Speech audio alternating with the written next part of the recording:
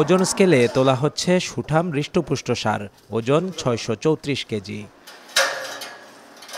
কুমিল্লার বরুড়া উপজেলার বড়হাতুয়া গ্রামের এই খামারে এমন ষাঁড়ের সংখ্যা প্রায় ২০০টি। বর্তমানে গ্রাম ও শহরতলির খামারে কোরবানির জন্য গবাদি পশুর যত্নে বেশ ব্যস্ত খামারিরা। কুমিল্লায় খামার শিল্পে প্রবাসীদের বিনিয়োগও চোখে পড়ার মতো। সৌদি আরব প্রবাসী আবু হানিফ তার উপার্জনের বড় অংশ বিনিয়োগ করেছেন অ্যাগ্রো ফার্মে। কেমিক্যালযুক্ত খাবারের চেয়ে তিনি গুরুত্ব দিচ্ছেন কাঁচা ঘাসের উপর। আবু হানিফ মনে করেন, দানাদার খাদ্য কমিয়ে পরিমাণ মতো কাঁচা ঘাস খাওয়ালে উৎপাদন খরচ কমে, পাশাপাশি পশু হয় চর্বিমুক্ত, সুঠামদেহী। আকাশচুম্বী দামে দানাদার খাওয়াইয়ে গরু লালন পালন করে আদৌ প্রফিট করা সম্ভব না। ঘাসটা দিলে কি হয়, গরুর যে কোয়ালিটিটা, যে মাংসের কোয়ালিটিটা ভালো থাকে। যদি আমরা গরুকে ঘাস দিতে না পারি তাহলে ওই গরুতে চর্বি হওয়ার সম্ভাবনা বেশি থাকে, আর মাংসের কোয়ালিটিটা তেমন ভালো থাকে না।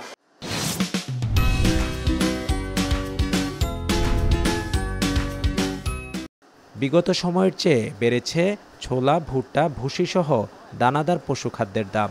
পশু লালন পালন করতে হিমশিম খাচ্ছেন প্রান্তিক খামারিরা। বাজারে পশুর ভালো দাম না পেলে অনেক খামারিই পড়েন অস্তিত্ব সংকটে।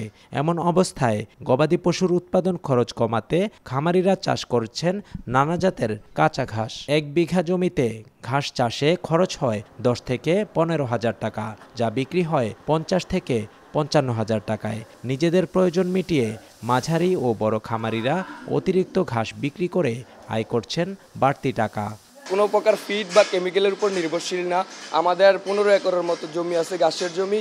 ওই জমি থেকে আমরা ২৪ ঘন্টা ঘাস দিয়ে থাকি, ৩ বার ঘাস দেই এবং কি দুবেলা দানাদার খাবার দেই। দেখাশোনা করি এবং ওষুধপত্র সব দিক দিয়ে খাওয়া দাওয়া খুব সুন্দরভাবে আমরা কাজ করতে আছি।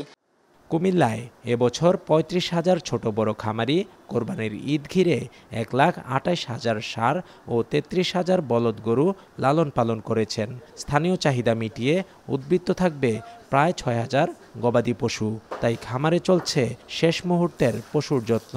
পশুর শরীরের যথাযথ পুষ্টির যোগান নিশ্চিতে দৈনিক পর্যাপ্ত পরিমাণ কাঁচা ঘাস যুক্ত করার পরামর্শ জেলা প্রাণী সম্পদ কর্মকর্তার। প্রান্তিক লেভেলে যারা খামারি আছে তারা আমাদের সম্পূর্ণ কিন্তু কুরবানি বেস কিন্তু গরুগুলা লালন পালন করা।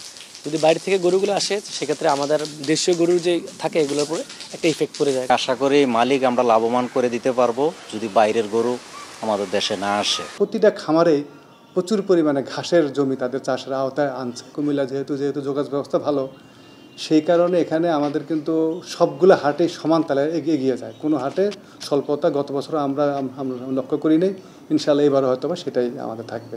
কোনো হাটেই কোনো গবাদি পশু সংকট থাকবে না। কোরবানির বেশ আগেই এবার জমতে শুরু করেছে সাপ্তাহিক পশুর হাট। সীমান্ত জেলা কুমিল্লায় অবৈধভাবে ভারতীয় গরুর অনুপ্রবেশ ঠেকাতে সতর্ক অবস্থানে আইন শৃঙ্খলা বাহিনী। খালেদ সাইফুল্লাহ, এখন কুমিল্লা।